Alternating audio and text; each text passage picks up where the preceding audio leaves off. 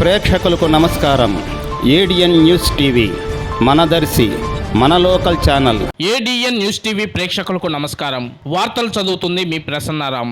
దర్శి నియోజకవర్గంలోని శివరాజనగర్లో జెండా ఆవిష్కరణలో ప్రజలతో మమేకమైన శివప్రసాద్ రెడ్డి మాట తప్పని మడమ తిప్పని దివంగత ముఖ్యమంత్రి వైఎస్ రాజశేఖర రెడ్డి తనయుడు పేద బడుగు బలహీన వర్గాల కోసం ఎన్నో ప్రభుత్వ పథకాలను ప్రవేశపెట్టారని దర్శి నియోజకవర్గ వైఎస్ఆర్ కాంగ్రెస్ పార్టీ అభ్యర్థి మరియు మాజీ శాసనసభ్యులు డాక్టర్ బూచేపల్లి శివప్రసాద్ రెడ్డి అన్నారు. ఎన్నికల ప్రచార కార్యక్రమంలో భాగంగా సోమవారం రాత్రి దర్శి నగర పంచాయతీలోని శివరాజనగర్లో వైఎస్ఆర్సీపీ జెండాను ఆవిష్కరించారు. జిల్లా జడ్పీ చైర్పర్సన్ శ్రీమతి బూచేపల్లి వెంకయ్యమ్మ ముఖ్య అతిథిగా పాల్గొన్న ఈ కార్యక్రమంలో ఆయన మాట్లాడుతూ నియోజకవర్గ కేంద్రమైన దర్శికి వచ్చినప్పుడు రైతుల సమస్యలకై ఇక్కడ మార్కెట్ యార్డుకు రావడం, దాంతో పాటు శివరాజనగర్ ప్రజల సమస్యలు తీర్చడం మొదటి నుండి తన కుటుంబానికి ఒక బాధ్యతగా ఉందని గుర్తు చేశారు. ఈ ప్రాంతంలో తాగునీటి సమస్య ఎక్కువగా ఉందని, దాన్ని పరిష్కారం కోసం వెంటనే తగు చర్యలు తీసుకోవడం జరుగుతుందని హామీ ఇచ్చారు. అన్ని వర్గాల పేద ప్రజలకు డైరెక్ట్ గా పథకాల ఫలాలు అందిస్తుంటే మాజీ ముఖ్యమంత్రి నారా చంద్రబాబు నాయుడు మాత్రం ఓర్వలేక పేదవారికి ఇలాంటి పథకాలు ఇచ్చి బద్దకస్తులను చేస్తున్నారని మన ప్రీతమ ముఖ్యమంత్రి వైఎస్ జగన్మోహన్ రెడ్డిని విమర్శించడం పట్ల తీవ్ర అభ్యంతరం వ్యక్తం చేశారు.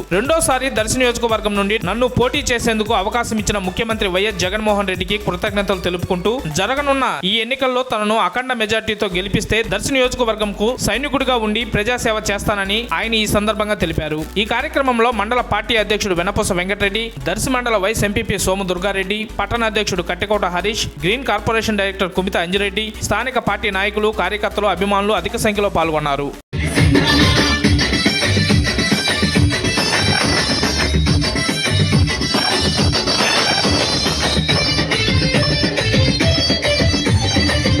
జై జగన్, జై జగన్, జోహార్ వైఎస్ఆర్, జోహార్ వైఎస్ఆర్.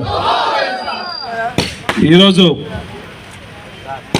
శివరాజనగరంలో ఇంత భారీగా ఆహ్వానం పలికిన అక్క చెల్లెలందరికీ, మహిళామణులందరికీ, జగన్ అభిమానులందరికీ, రాజశేఖర అభిమానులందరికీ మరీ నమస్కారాలు. మళ్ళా చాలా సంవత్సరాల తర్వాత మా సొంత ఊరు వచ్చిన భావం ఈరోజు వచ్చేసింది. శివరాజనగరం అంటే ఫస్ట్ నుంచి కూడా రోజు రెగ్యులర్గా మంచినీళ్ళ సమస్యకు వచ్చినప్పుడు శివరాజనగరం రావటం, మిమ్మల్ని అందరూ కలవటం, మళ్ళీ చాలా రోజుల తర్వాత మళ్ళీ మా కుటుంబ సభ్యులతో కలిసిమెలిసి నడవడం నిజంగా సంతోషంగా ఉంది. మన ప్రీతమ నాయకులు వైఎస్ జగన్మోహన్ గారు మళ్ళా మా మీద ప్రేమతో, మా కుటుంబం మీద ప్రేమతో మళ్ళా ఇంకొకసారి నాకు అవకాశం ఇచ్చేందుకు జగన్మోహన్ గారు ఎప్పుడు మర్చిపోవాలని చెప్పి సభాముఖంగా తెలియజేస్తున్నా.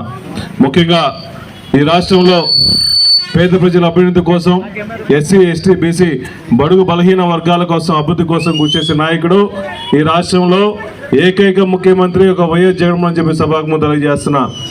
ఈరోజు మీ అందరూ చేతుల మీదుగా మీ అందరి సమక్షంలో ఈ వైఎస్ఆర్ కాంగ్రెస్ పార్టీ జెండా ఎగరేసే భాగ్యం నాకు కలిగించేందుకు నిజంగా సంతోషం.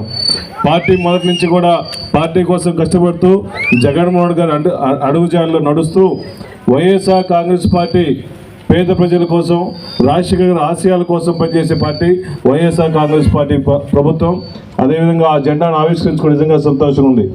మన ప్రీతమ నాయకులు, మాట తప్పని మనోత్సవ వంశంలో పుట్టిన మన జగన్మోహన్ గారు పేద ప్రజల అభివృద్ధి కోసం, ముఖ్యంగా బడుగు బలహీన వర్గాల కోసం ఎంత కష్టాలు వచ్చినా, ఆర్థిక ఇబ్బందులైనా ప్రజల కోసం అండి రాష్ట్రాన్ని ఎంతో విధంగా అభివృద్ధి చేస్తున్న నాయకుడు ఒక వైఎస్ జగన్మోహన్ అని చెప్పి సభాముఖంగా తెలియజేస్తున్నా.